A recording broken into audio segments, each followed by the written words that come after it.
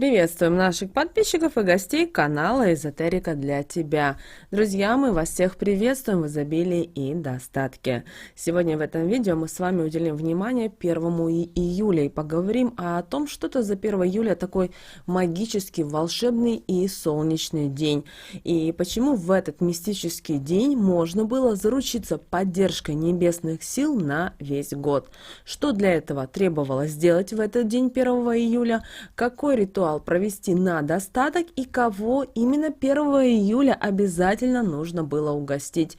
Далее в этом видео. А прямо сейчас подпишитесь на канал Эзотерика для тебя, ставьте лайк этому видео и обязательно поделитесь этим видео с теми, кому вы желаете мира, любви и гармонии, для того, чтобы они 1 июля также провели правильно этот день. Итак, 1 июля отмечается народный праздник Ярилин день. Это первый день второго летнего месяца, который издавна посвящали богу Яриле. В этот день считалось, что все святые меряются силой с языческим богом солнца. Также в этот день в православии почитаются святые мученики Леонтий, Ипатий и Феодул. Другие названия этого праздника – Макушка лета, Воробьиные ночи, Ипатий, Федул и Сенозарница.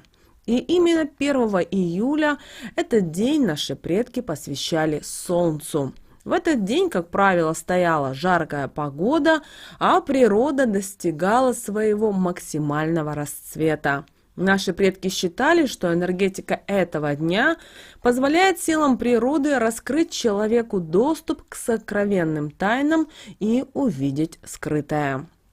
Традиционно наши предки этот день почитали как один из лучших в году, когда дурные мысли из головы уходят, а нечистая сила не может причинить вреда. И поэтому на Ярилу можно было принимать ответственные решения, осуществлять свои замыслы и планы.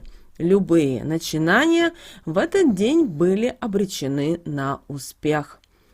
Наши предки считали, что в этот магически сильный день можно было приоткрыть завесу в потусторонние миры, увидеть тех, о ком давно не было слышно, и узнать их тайны и даже секреты. Однако, заглядывая на ту сторону, нужно было соблюдать осторожность, чтобы параллельный мир не затянул к себе.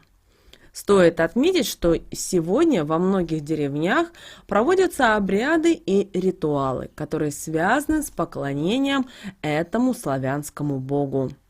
К Ярилиному дню наши предки приурочивали ярмарки и так называемые Ярилины игрища. Сопровождался праздник песнями, плясками, кулачными боями, походами по гостям. Народ сегодня 1 июля веселился, а молодежь водила хороводы.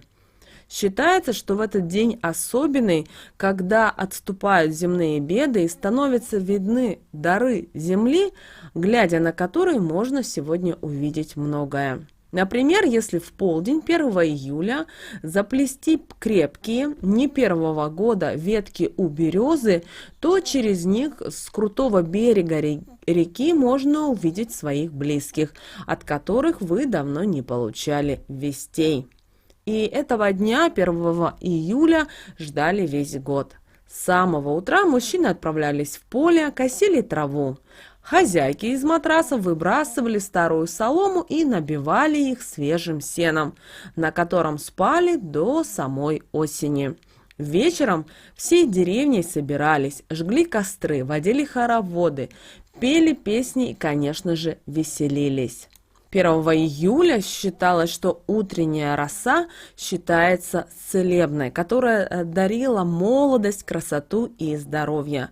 Поэтому именно в старину люди 1 июля умывались ею, набирали в небольшие емкости, чтобы давать тяжелобольным, смачивали простыни и оборачивались в них. Детей и домашних животных в этот день было принято легонько стегать вербовыми прутиками, при этом желать им здоровья и хорошего роста. Также в этот день, 1 июля, наши предки собирали лекарственные травы и другие растения, которые были наделены магическими свойствами. Люди считали, что горячий напиток из целебных трав, собранных именно в Ярилин день, избавляет от многих болячек. Целебными травами кормили и скот, украшали дом для защиты от града, засухи и насекомых-вредителей. 1 июля наши предки, видя паука, обязательно загадывали желание. Потом за пауком наблюдали. Если он полз вниз, то желание непременно осуществлялось. Ну а если вверх, то замыслом не суждено было исполниться в самое ближайшее время. Также в этот день были и определенные запреты. 1 июля не стоило тратить много денег. Также речь и шла и о еде, припасах и других материальных ресурсах. В этот день принято трезво оценивать свои запасы, поэтому не нужно растрачивать их впустую. Считается, что если в этот праздник проявить бережливость и экономность, то Ярила принесет еще больше денег. Также 1 июля было запрещено жаловаться. И сегодня, именно этот день, стоило провести максимально оптимистично и радостно. И тогда в вашей жизни будут одни успехи. 1 июля и нельзя было хвастаться.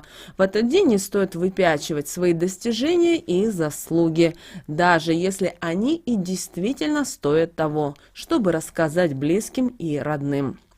В этот день, 1 июля, обязательно угостите своего домового молоком и сладостями. Тогда в вашем доме будет лад и мир весь год. В этот день также меняли и постельное белье, выбивали матрасы. Окна держали весь день открытыми, чтобы солнце заглянуло в каждый уголок. Также в этот день, 1 июля, обращались к солнышку со своими просьбами, мечтами и знали о том, что обязательно эти просьбы, эти желания будут услышаны. И именно 1 июля, в день Ярила, обязательно наши предки проводили обряд на достаток. Для этого вы можете или разжечь костер, или, если вы живете в городе, в квартире, то вам понадобится тогда свеча. Итак, мы разжигаем костер. Если вы живете в квартире, в домашних условиях вы можете использовать свечу. Если это костер, то в костер бросаем монетку и говорим следующие слова. Искры злата, пепел серебро, весь год будь в моем доме добро. У меня полны закрома, жить в богатстве и достатке мне всегда. Если мы с вами зажигаем свечу, то положите возле свечи горсть монеток и скажите эти же слова. И дайте свече прогореть. А вот монеты потом положите и используйте, как обычно вы их используете. И обязательно сегодня на протяжении всего этого дня постарайтесь говорить следующие слова, которые помогут привлечь в вашу жизнь достаток, изобилие и благополучие.